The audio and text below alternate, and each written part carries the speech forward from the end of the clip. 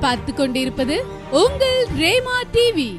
இது சத்தியத்திற்கு சாட்சி. நம்ம எல்லாரும் அப்படி எழுந்து நின்று ஆண்டவருடைய சமூகத்திலே கண்களை மூடி இந்த ஞாயிறு ஆராதனை வேளையிலே ஆண்டவர் நம்மோடு கூட பேசும்படியாய் அவருடைய சமூகத்திலே மன்றாடி நாம் ஜெபிப்போமா? Thank you Lord, thank you father. என்று மாறும் எந்தன் துயரம் என்றே மனமும் ஏங்கையில் வானமன்னாவால் ஞானமாய் போஷித்த காணாத மன்னா இயேசுவை பாடுவேன், பரவசமாகுவேன், பரந்தோடும் இன்னலே. அன்பு நிறைந்த எங்கள் ஆண்டவரே, இந்த ஞாயிற்றுக்கிழமை ஆராதனை வேளையிலே எங்கள் ஒவ்வொருவரோடு நீர் இடைப்பட்டு பேசும் ஆண்டவரே. உம்முடைய வார்த்தைகளுக்காய் காத்து நிற்கிற எங்கள் ஒவ்வொருவரோடும் நீர் பேசும், ஆசீர்வதியும், வழி நடத்தும். இயேசு கிறிஸ்துவின் நல்ல நாமத்தில் ஜெபிக்கிறோம் எங்கள் அருமை பிதாவே, ஆமேன், ஆமேன். பிரியமானவர்களே, இந்த நாளிலே நாம் தியானிக்கும்படியாக திருச்சபையிலே நமக்கு கொடுக்கப்பட்டிருக்கிற ஒரு அருமையான வார்த்தை ரோமருக்கு எழுதின நிருபம் 15ஆம் அதிகாரத்திலே 7வது வசனத்தை நாம் இன்றைக்கு தியானிக்க வேண்டும். ஆதலால் தேவனுக்கு மகிமை உண்டாக கிறிஸ்து நம்மை ஏற்றுக்கொண்டது போல நீங்களும் ஒருவரை ஒருவர் ஏற்றுக்கொள்ளுங்கள். இன்றைய பிரசங்கத்தினுடைய தலைப்பாய் நமக்கு கொடுத்திருக்கிற தலைப்பு ஏற்றுக்கொள்ள அழைப்பு. அவருடைய திருச்சபையில் இருக்கிற அவருடைய பிள்ளைகளாகிய ஒவ்வொருவரையும் ஆண்டவர் ஒரு விசேஷித்த நோக்கத்திற்காக அவர் அழைக்கிறார். ஒருவரை ஒருவர் நீங்கள் ஏற்றுக்கொள்ளுங்கள். சக மனிதர்களோடு ஒரு நல்ல உறவை நீங்கள் வைத்துக்கொள்ள வேண்டும். சக மனிதர்களோடு ஒரு நல்ல உறவை வைத்திருக்கிறவர்கள் தான் சரியான கிறிஸ்தவர்கள். தெய்வத்தோடு மாத்திரம் உறவு வைத்தவர்கள் மாத்திர கிறிஸ்தவர்கள் அல்ல. தெய்வத்தோடு நாம் ஒப்புரவாகி அவரோடு கூட எப்படி ஒரு உறவிலே, அன்பிலே, ஜெபத்திலே, வேத வாசிப்பு, தியானத்திலே நாம் அவரோடு கூட இணைக்கப்பட்டிருக்கிறோமோ அதே போல சக மனிதர்களோடும் நாம் அன்பு பாராட்ட வேண்டும்.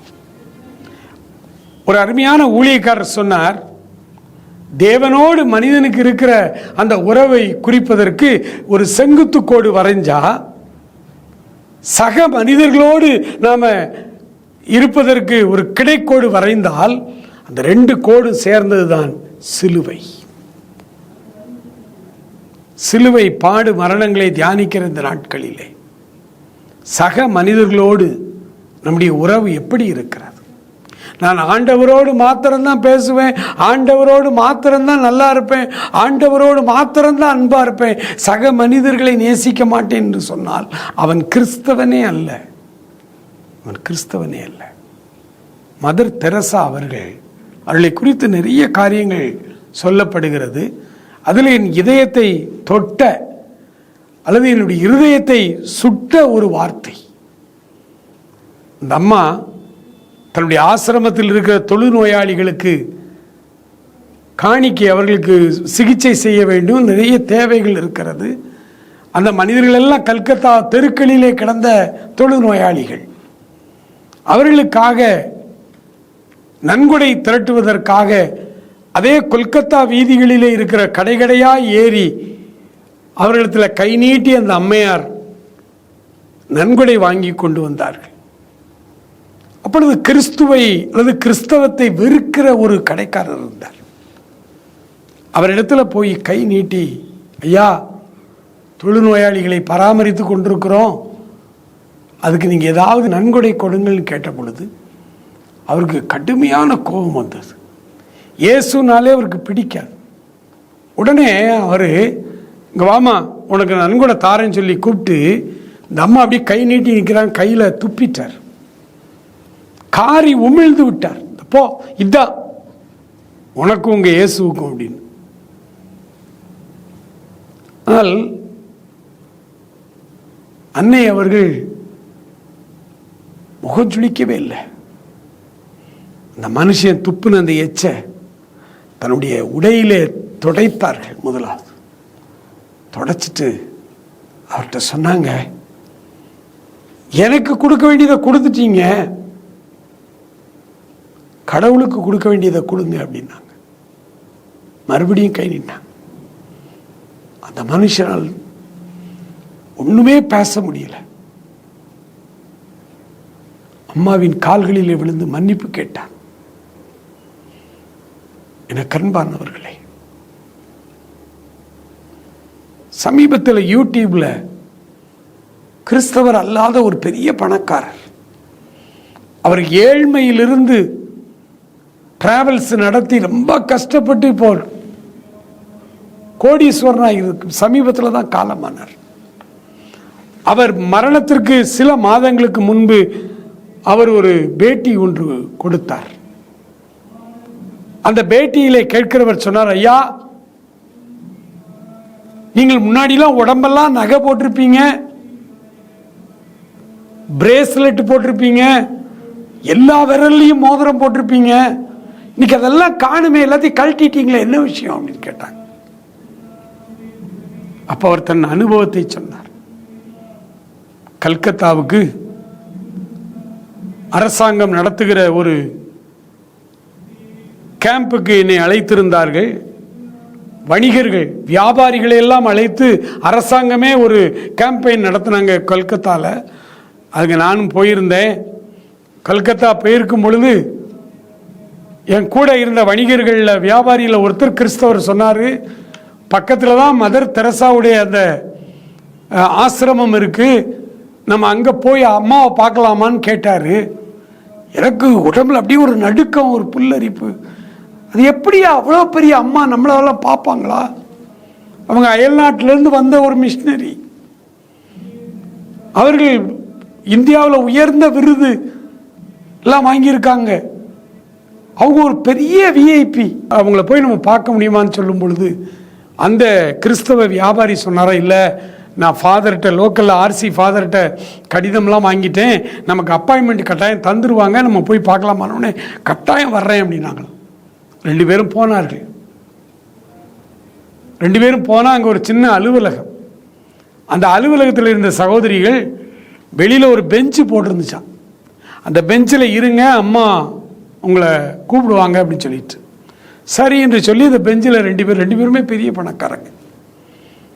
அப்போ 2 பேரும் அமர்ந்திருக்கும் பொழுது இந்த கிறிஸ்தவர் அல்லாத இந்த அருமையான அந்த பணக்காரர், அவருக்கு ஒரு கற்பனை, இந்த அம்மா எப்படி இருப்பாங்க, போஸ்டர்லாம் பார்க்குறோமே அதே மாதிரி இருப்பாங்களா, இந்த அம்மா எப்படி நம்மகிட்ட பேசுவாங்க, அந்த அம்மாவை பார்க்க ரூமில் போகும்போது நம்ம என்ன செய்யணும், அவங்க காலில் விழுந்து வணங்கணுமா, எப்படி எனக்கு அப்படின்னு இவர் கற்பனை செய்து கொண்டே இருக்கிறார். அப்போ திடீரென்று அவர் பக்கத்தில் உட்கார்ந்து அவருடைய தோளை தொட்டு மை சன் அப்படின்னாங்களாம். அம்மாவே வந்துட்டாங்க. இவரால் அதை கற்பனையே பண்ண முடியல.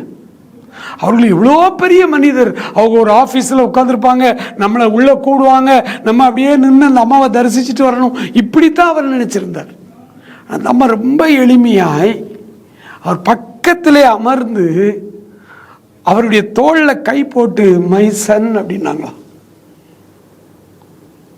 அவர் சொல்றாரு,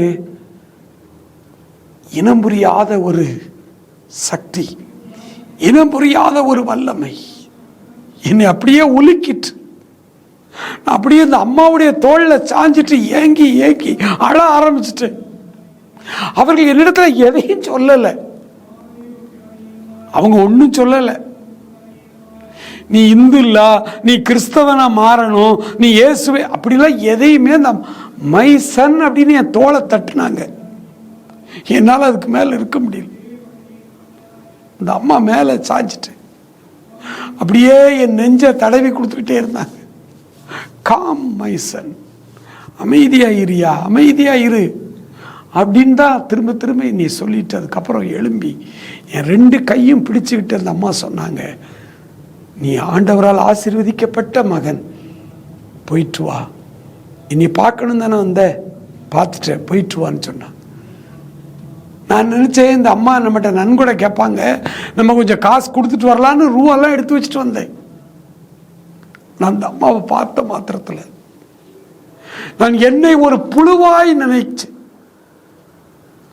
அன்றைக்கு என்னுடைய லாட்ஜுக்கு நான் திரும்பி வந்த உடனே நான் செய்த முதல் வேலை, என்னுடைய நகைகளை எல்லாம் கழட்டி, என்னுடைய மோதிரங்கள் எல்லாத்தையும் கழட்டி போட்டு, இனிமே இதெல்லாம் வேண்டாம், இனி இதெல்லாம் வேண்டாம். இவ்வளோ பெரிய மகாத்மாவை சந்திச்சிருக்கிறோம், அந்த அம்மாவுடைய ஆசீர்வாதம், அவன் இந்த அம்மாவுக்கு ஆசீர்வாதம் கொடுத்த இயேசுநாதருடைய ஆசீர்வாதம் போதும்னு சொல்லிட்டு நான் எல்லாத்தையும் கழட்டிட்டே பிரதர். நிறைய ஏழைகளுக்கு நான் உதவி செய்கிறேன். எனக்கு அன்பான சகோதரனே சகோதரியே, சக மனிதர் மேல் பாசம், சக மனிதர்கள் மேல் அன்பு, சக மனிதர்களை நேசிக்கிற அந்த குணம் ஆண்டவர் திருச்சபையிலே தேடுகிறார். அந்த அம்மா மரித்து போனார்கள். அந்த அம்மா தன் வாழ்நாள் காலத்தில் பெரிய கன்வென்ஷன் ஸ்பீக்கரெல்லாம் அவங்க இல்லை. அவர்கள் அற்புதமாய் ஜெபம் பண்ணி ஒரு தலைவலி கூட சுகமானதா எந்த நடவடிக்கையும் இல்லை.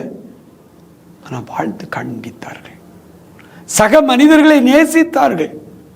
கொல்கத்தா நகரத்தினுடைய மிகப்பெரிய காளி கோயிலுடைய பூசாரி சொன்னான், நான் தினமும் வழிபடுகிற என் காளியை அந்த அம்மா உருவத்திலே பார்க்கிறேன் என்று சொன்னான். அந்த அம்மாவுடைய சடலம் பெட்டியிலே வைக்கப்பட்டிருக்கிறது. அரசு முறை அவரை அடக்கம் பண்ண போறாங்க. கண்ணாடி பேழையிலே அந்த உடலை வைத்திருந்த பொழுது மேற்கு வங்காளத்தை ஆண்டு கொண்டிருந்தது கம்யூனிஸ்ட் கட்சி. ஜோதி பாசு என்கிற கடவுளே இல்லை என்று சொல்லுகிற நாத்திகர் 17 வருடமாக இங்கே முதல்வராய் அந்த மாநிலத்தில் இருந்தார். கடவுளே இல்லை என்று சொல்லுகிற அந்த மனிதர், இந்த அம்மாவுடைய டெட் பாடி, இந்த அம்மாவுடைய மரித்த சரீரம் அந்த பெட்டியில் வைத்திருக்கிறது. அந்த பெட்டிக்கு முன்னால் வந்து அந்த சரீரத்தை வணங்கி கும்பிட்டார். சரீரத்தை குனிந்து வணங்கினார். ஜோதிபாஸ். அன்பானவர்களே, ஆண்டவர் இந்த அன்பை எதிர்பார்க்கிறார் சபையிலே. அதுக்கு அவர் சொல்றாரு இந்த ரோமர் 15:7, கிறிஸ்து நம்மை ஏற்றுக்கொண்டது போல நாமும் ஒருவரை ஒருவர் ஏற்றுக்கொள்ள வேண்டும். கிறிஸ்து நம்மை எப்படி ஏற்றுக்கொண்டாராம்? கொலோசேயருக்கு எழுதின நிருபம் 1 அதிகாரம் 21வது வசனத்தை வாசிக்கிறேன். கொலோசையர் 1:21, முன்னே அந்நியராயும் துர்க்கிரியைகளினாலே மனதிலே சத்துருக்களாயும் இருந்த உங்களை பரிசுத்தராகவும் குற்றமற்றவர்களாகவும் கண்டிக்கப்படாதவர்களாகவும் தமக்கு முன்பாக நிறுத்தும்படி அவருடைய மாம்ச சரீரத்தில் அடைந்த மரணத்தினாலே இப்பொழுது ஒப்புரவாக்கினார். பிரியமானவர்களே, நாம நல்லவர்கள் இல்லை, ஆனாலும் அவர் நமக்காய் உயிர் கொடுத்தார். நாம் பாவிகளாய் இருக்கையில் கிறிஸ்து நமக்காக மரித்ததினாலே தேவனுடைய அன்பு வெளிப்பட்டது. தம்முடைய சொந்த குமாரன் என்றும் பாராமல் அவரை நமக்காய் தந்தருளினவர்.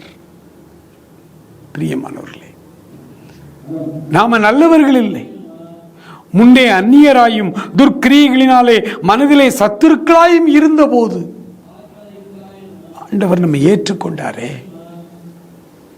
ஆண்டவர் நம்மை ஏற்றுக்கொண்டாரே. அப்படியானால் சக மனிதர்களை அதே போல நாமும் ஏற்றுக்கொள்ளணுமே. சக மனிதர்களிடத்திலே 1000 குற்றம் குறைகளை சொல்லுகிறோமே. எத்தனை திருச்சபைகள் திருச்சபைக்கு திருச்சபை விரோதம் பாராட்டுகிறார்கள். ஒருவருக்கொருவர் குறைத்து பேசுகிறார்கள். ஒவ்வொருவரும் அடுத்தவனுடைய குறையைத்தான் பேசுகிறார். ஆண்டவர் சொன்னார், சகோதரனே, உன் கண்ணில் உத்தரம் இருக்கையில் அயலான் கண்ணில் உள்ள துரும்பை பார்க்கிறதென்ன? ஆண்டவர் நம்மை ஏற்றுக்கொண்டார். எல்லா பாவத்தோடு தான் ஏற்றுக்கொண்டார். ஒரு அருமையான வாலிபன் பல வருடங்களுக்கு முன்பாக கிபி 1970களில் 65-70களில் கால்பந்தாட்ட வீரராக இருந்த பாளையங்கோட்டையில் இருந்த ஒரு அருமையான வாலிபன். அந்த வாலிபர் பாளையங்கோட்டை ஜான் ஸ்கூலில் படித்தவர். அங்கே ஒரு நல்ல ஃபுட்பால் பிளேயர். அவர் ஆண்டவரை தன் வாலிப வயதிலே ஏற்றுக்கொண்டார். அவர் ஏற்றுக்கொண்டது ஒரு பெண்டிகாஸ்டல் அசம்பிளியிலிருந்து வந்த ஒரு பாஸ்டர் மூலமாய் ஆண்டவரை சொந்த ரட்சகராக ஏற்றுக்கொண்டார். ஆகவே அவர்களுடைய சபைக்கு அவர் ரெகுலராக போனார். அங்கே எல்லாரும் ஜெப நேரத்தில் ஆவியில் நிறைந்து, அவர்கள் அந்நிய பாஷை பேசுவது, ஆவியிலே நிறைந்து அவர்கள் பரவசமாய் ஆண்டவரை துதிப்பது, இதெல்லாம் பார்த்த பொழுது அவருக்கு ஒரு பெரிய வாஞ்சை, எனக்கும் இந்த ஆவியானவருடைய அபிஷேகம் தேவை என்று. ஒவ்வொரு வாரமும் ஆவலோடு ஹாஸ்டலில் இருந்து அந்த பிரேயருக்கு போவார். ஒவ்வொரு வாரமும் அநேகர் புதுசாக வருவாங்க, அபிஷேகம் பெறுவாங்க. இவருக்கு அபிஷேகமே கிடைக்கல. ரொம்ப வேதனை இவருக்கு. பாஸ்டர்கிட்ட போனார், பாஸ்டர், எனக்கு இன்னும் அபிஷேகம் கிடைக்கல, எல்லாருக்கும் கிடைக்குது, எனக்கு மட்டும் ஏன் அபிஷேகமே ஆண்டவர் தரமாட்டார்? பாஸ்டர் சொன்னார், ஆண்டவர் இப்படி பார்ஷியாலிட்டி பார்க்க மாட்டார். பொல்லாதவர்களாகிய நீங்கள் உங்கள் பிள்ளைகளுக்கு நல்ல ஈவை கொடுக்க அறிந்திருக்கிற பொழுது பரமபிதாவானவர் தம்மிடத்தில் வேண்டிக் கொள்ளுவர்களுக்கு பரிசுத்த ஆவியானவரை தருவது அதிக நிச்சயம் அல்லவா என்று தான் வேதம் போட்டிருக்குதுப்பா. அதனால் உனக்கு கட்டாயம் அபிஷேகம் ஆண்டவர் தருவார். நீ தொடர்ந்து ஆண்டவர்கிட்ட கேளு. ஒவ்வொரு சனிக்கிழமை இரவும் நாங்கள் சபையில் காத்திருப்பு கூட்டம் நடத்துவோம். நீ வா, அங்கேயுமே நீ அபிஷேகம் பெற்றுக்கொள்ளலாம். அங்கே அபிஷேகத்துக்காகவே நாங்கள் ஜெபிப்போம் அப்படின்னு சொன்னார். உடனே இவர் சனிக்கிழமை இரவும் போனார். அங்கே என்ன சொல்லி கொடுத்தாங்க? ஆண்டவர் உன்னை அபிஷேகிக்கணும் அப்படின்னா உன் பாவங்களை எல்லாம் அறிக்கை செய். உன் இருதயத்தில் சிறு வயதிலிருந்து நீ செய்த எல்லா பாவங்களையும், உனக்கு நினைவுக்கு வருகிற எல்லா பாவங்களையும் அறிக்கை செய். விட்டு விடுறேன்னு சொல்லு, ஆண்டவர் உன்னை நிரப்புவார் அப்படி சொல்லி கொடுத்தாங்க. இவரும் தான் சிறு வயதிலிருந்து மிட்டாய் களவாண்டது, பக்கத்து கடையில் பைசா எடுத்துகிட்டு ஓடுனது, அப்பா பாக்கெட்லேருந்து 10 பைசா, அப்போல்லாம் 10 பைசா பெரிய காசு, எடுத்தது, இதையெல்லாம் அறிக்கை செய்து ஜெபம் பண்ணுறார். அவருக்கு தெரிஞ்சதெல்லாம் சொல்லிட்டார். அவருக்கு நினைவுக்கு வந்த எல்லா அவர் செய்த தவறுகளையும் அவர் ஆண்டவர்கிட்ட ஒப்புக்கொண்டு ஜெபம் பண்ணி கண்ணீரோடு அழுகையோடு சொல்லிட்டாரு. ஆனால் அபிஷேகம் கிடைக்கல. ஒரு நாள் விடுமுறை நாளிலே தன்னுடைய வீட்டு மாடியிலே வந்து அவர் ஜெபிக்க ஆரம்பித்தார். வீட்டு மாடியிலே வந்து அவர் ஜெபிக்க ஆரம்பித்த பொழுது ஆண்டவருடைய வல்லமை வேணும் வேணும் வேணும் ஜெபம் பண்ணிக்கிட்டே இருக்கிற மொட்டை மாடியில் போய் இரவு முழுவதும் ஜெபம் பண்றார். அபிஷேகமே திரும்ப ஒரு தடவை பாவங்களை எல்லாம் அறிக்கை செய்கிறார். மறுபடியும் ஏற்கனவே அறிக்கை செய்த பாவத்தை மறுபடியும் அறிக்கை செய்கிறார். அல்றார், ஆண்டவரே அதிகாலை நேரம் வந்துச்சு, ஆண்டவரே என்னை இன்னைக்கு அபிஷேகலைன்னா என்னை உயிரோடு எடுத்துக்கொள்ளும், நான் இனி வாழ விரும்பவில்லை, எனக்கு அபிஷேகம் தேவை அப்படின்னு சொல்லும்போது ஆண்டவர் கேட்டாராம். ஒரு சத்தம் வானத்திலிருந்து வந்திருக்கு, மகனே உன் பாவங்களை எல்லாம் அறிக்கை செய்துட்டியா? உடனே இவருக்கு ஒரே மகிழ்ச்சி. சத்தம் கேட்க ஆண்டவர் பேசுற, ஆமா ஆண்டவரே எல்லா பாவத்தையும் இருக்கு. அப்ப நீ இப்ப சுத்தமாயிட்டியா? ஆமா ஆண்டவரே, என் இருதயத்தை எல்லாம் சுத்தப்படுத்திட்டேன் ஆண்டவரே, நீங்க வர வேண்டிதான் பாக்கி. இப்போ ஆண்டவர் சொன்னாரா, எல்லாத்தையுமே நீனே சுத்தப்படுத்திட்டா அப்புறம் எனக்கு என்னப்பா வேலை? நீ என்ன பாவியாகவே என்னிடத்துல வா, நான் வந்து உன்னை சுத்திகரிக்க வேண்டும். அதிகாலை வேளையில் அந்த உண்மையை புரிந்து கொண்டு, ஆண்டவரே நான் ஒரு பாவியான மனுஷன், என்மேல் இரக்கமாயிரும் கிருபையாயிரும் என்று சொன்ன பொழுது அவர் தாங்க முடியாதபடி ஒரு அபிஷேகம் அவர் மேல் வந்து அமர்ந்தது. அந்த அபிஷேகம் அவரை அனல் மூட்டி அவரை தாங்கிக் கொள்ள முடியாத அளவு, ஆண்டவரே அந்த அபிஷேகத்தை நிறுத்தும், இல்லைன்னா நான் செத்து போவேங்கிற அளவுக்கு தேவ வல்லமை அவர் மேல் அலை அலையாய் இறங்க ஆரம்பித்தது. அந்த நாள் காலையிலே தான் ஒரு பாடல் ஒன்றை எழுதினார். உள்ளமெல்லாம் உருகுதையா, உள்ளமெல்லாம் உருகுதையா, உத்தமரை நினைக்கையிலே ஏத்தன் என்னை உத்தமனாக்க சித்தம் கொண்ட என் ஏசையா. உள்ளத்தின் ஆழத்திலிருந்து ஆண்டவர் ஒரு புது பாடலை கொடுத்தார். எனக்கு அன்பானவர்களே, ஆண்டவருடைய அன்பு பெரிது. பாவியாகவே நம்மை ஏற்றுக்கொண்டாரே, நம்மை எந்த குற்றத்தையும் அவர் குத்தி காட்டாமல் நம்மை முழுமையாய் மன்னித்தாரே. நாமும் நம்முடைய சக மனிதர்களை உள்ளன்போடு நேசிப்பதற்கு ஆண்டவர்கிட்ட அன்பை கேட்போமா? எல்லாரும் ஜெபம் பண்ணும். ஸ்தோத்திரம் ஆண்டவரே, நன்றியோடு உம்மை துதிக்கிறோம், ஸ்தோத்தரிக்கிறோம் ஆண்டவரே. தகப்பனே, எங்களை நீர் ஏற்றுக்கொண்டது போல ஆண்டவரே எங்கள் அயலார்களையும் நாங்கள் ஏற்றுக்கொள்வதற்கு ஆண்டவரே எங்களுக்கு அந்த அன்பின் இருதயத்தை இந்த காலை வேளையில், இந்த ஆராதனை வேளையில் நீர் எங்களுக்கு கொடுக்கும்படியாய் செபிக்கிறோம் ஆண்டவரே. Thank you my Lord, thank you my Jesus. நன்றி ஆவியானவரே, நன்றி ஆண்டவரே. சக மனிதர்களோடு எங்களுடைய உறவு பலப்படுத்தப்படட்டும். சக மனிதர்களை உள்ளன்போடு ஏற்றுக்கொள்ள உதவி செய்யும். அவருடைய மன ஐயங்களை குற்றமின்றி தீர்க்காதபடி பலவீனருடைய பலவீனங்களை தாங்குகிற ஆண்டவரே ஒரு மெச்சூர்டு ஸ்பிரிச்சுவல் மனிதனாய் எங்கள் ஒவ்வொருவரையும் மாற்றும் ஆண்டவரே. ஆசீர்வதியும், காத்துக்கொள்ளும், வழி நடத்தும். இயேசு கிறிஸ்துவின் நல்ல நாமத்தில் ஜெபிக்கிறோம் எங்கள் அருமை பிதாவே. ஆமேன், ஆமேன்.